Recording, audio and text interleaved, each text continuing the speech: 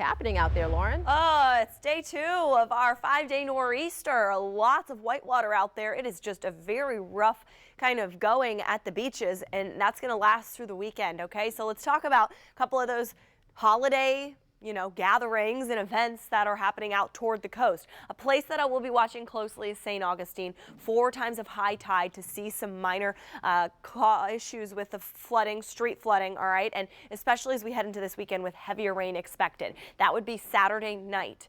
So if you're planning to be out there, you might have some raindrops tonight. Into tomorrow, you might be okay as we start to actually see a little bit of a lull before our heavy rain picks up later Saturday. And then Sunday, we should start to clear in St. Augustine. Deck the chairs. I am going to keep the raindrops in the picture through the weekend. I think Friday night might be your best bet, although tonight might not be too bad as the rain will be on the lighter side than anything. Very gusty though, and that is a big story. These gusts are going to continue to back up our waterways. So as we introduce some heavier rain, that's when our high tidal flooding will become a concern for those flood prone low-lying areas. So Saturday night and into early Sunday, that's when we start to see that really heavy rain pick up. And also there could be a chance for some stronger or maybe isolated severe storms. So really, as we look at Saturday night, we're headed to bed, right? Maybe turning off the cell phones. You're going to want to make sure you still have a way to receive weather warnings just in case we do get anything that pops up across southeast Georgia or northeast Florida. And really, the heaviest, strongest weather